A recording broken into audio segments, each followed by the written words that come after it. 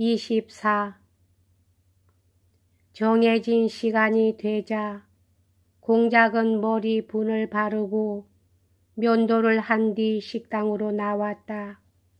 식당에는 며느리인 리자와 공작 영의 마리아와 마드모아젤 브리엔노와 공작의 기묘한 변덕으로 배식이 허용되고 있는 건축기사가 벌써 기다리고 있었다. 건축기사는 신분으로 봐서 지극히 보잘것없는 사람이었으므로 이러한 영광은 그에게는 참으로 생각 밖의 일이었다. 일상생활에서 계급적 차별을 엄수하고 심지어는 현청의 고관들마저 좀처럼 식당으로 들여보낸 적이 없는 공작이 한 구석에 앉아서 바둑판 무늬의 손수건으로 코를 푸는 건축기사 미하일 이바노비치의 출연으로 돌연 만인은 평등하다는 것을 증명했다. 그뿐만 아니라 공작은 딸에게도 종종 미하일 이바노비치는 결코 나나 너보다 못한 존재는 아니라고 타이르는 것이었다. 식사 중에도 공작은 이 말수 적은 미하일 이바노비치에게 어느 누구에 대해서보다도 자주 이야기를 거는 것이었다.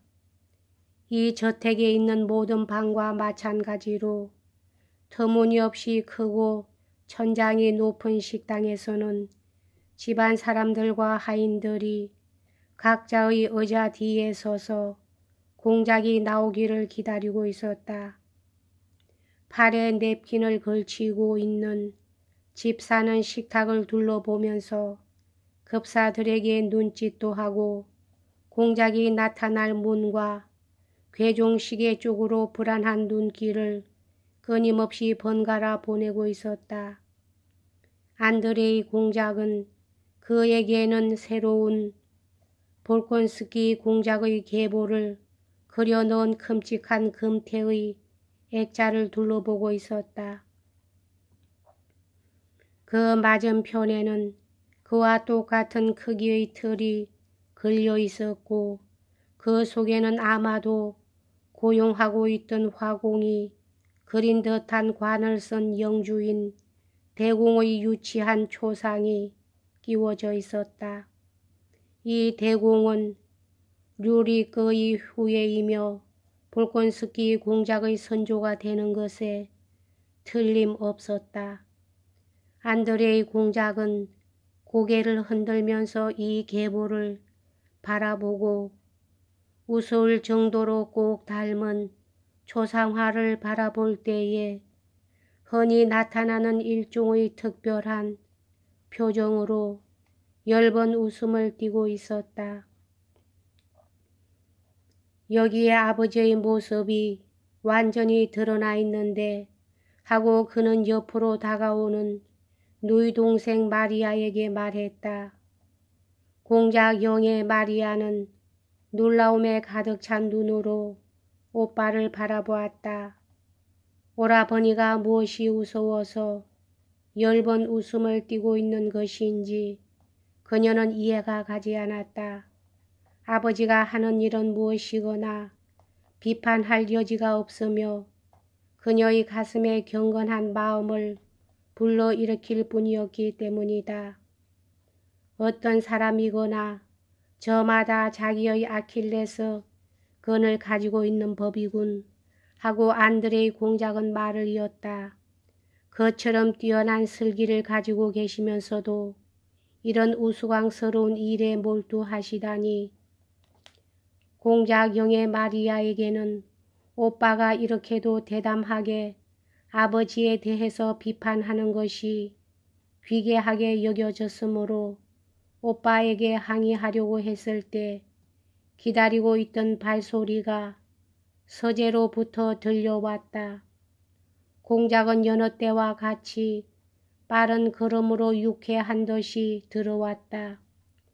마치 그 서두르는 듯한 동작으로 이 집안의 엄격한 규율과는 정반대의 분위기를 빚어내려고 짐짓 노력하기라도 하는 것 같았다. 이 순간 큰 시계가 2시를 치고 객실에 있는 다른 시계도 조그마한 소리를 냈다. 공작은 걸음을 멈추었다. 처진 짙은 눈썹 밑에서 생생하게 반짝이고 있는 날카로운 눈이 모두 들을 둘러보다가 젊은 공작 부인 위에 멈추었다. 그때 젊은 공작 부인은 조신들이 황제가 나올 때에 느끼는 듯한 공포와 존경의 감정을 경험했는데 그것은 이 노인이 가까이 있는 모든 사람들에게 불러일으키고 있는 감정이었던 것이다. 그는 공작 부인의 머리를 어루만지고 나서 어색한 손짓으로 그 목덜미를 가볍게 쳤다. 잘 왔다. 잘 왔어. 그는 이렇게 말하고 다시 한번 찬찬히 그녀의 눈을 들여다보고 나서 재빨리 그 옆에서 떨어져서 자리에 앉았다. 자, 모두들 앉아라. 앉아. 미하일 이바노비치, 자네도 앉게. 그는 며느리에게 옆에 있는 자리를 가리켰다. 하인이 그녀를 위해서 의자를 뒤로 잡아당겼다. 허. 며느리의 둥글게 부른 허리를 바라보면서 노인은 말했다. 좀 일렀군. 안 되겠는데. 그는 여느 때처럼 눈을 움직이지 않고 입만으로 무뚝뚝하고 싸늘하며 불유쾌한 미소를 지었다. 걷지 않으면 안 돼. 될 수 있는 대로 많이 말이야. 될 수 있는 대로 많이 하고 그는 말했다. 몸집이 작은 공작 부인은 거의 말이 들리지 않았다. 어쩌면 들으려 하지도 않았는지 모른다. 그녀는 말이 없었지만 당황하고 있는 것 같았다. 공작이 그녀의 친정아버지에 대해서 물었을 때 공작 부인은 비로소 입을 열고 미소를 보였다. 그가 서로 잘 알고 있는 친지들의 소식을 묻자 공작 부인은 한층 더 쾌활하게 되어 공작에게 그 사람들의 안부를 전하기도 하고 도시의 소문 이야기도 했다. 아프락신 백작 부인은 정말 가엾게도 남편을 잃으시고 눈물로 나날을 보내고 계세요 하고 그녀는 차차 활기를 띠면서 말하는 것이었다.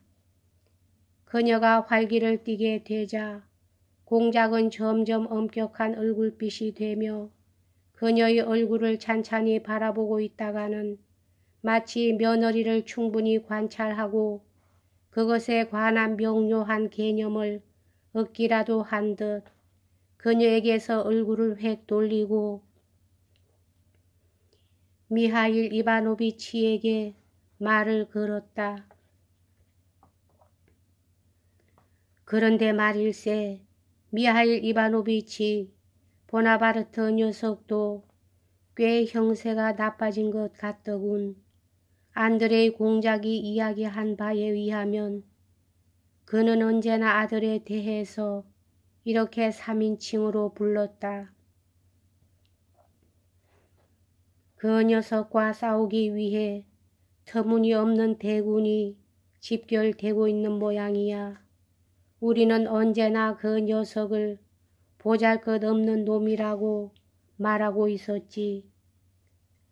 미하일 이바노비치는 언제 우리가 서로 보나파르트에 관해서 그런 이야기를 했는지 전혀 알 수 없었지만 공작이 좋아하는 화제로 들어가기 위해서는 반드시 자기가 필요하리라는 것을 깨닫고 자기 자신도 이 이야기가 어떻게 될 것인지 조마조마해 하면서 깜짝 놀란 듯이 젊은 공작의 얼굴을 힐끗 바라보았다.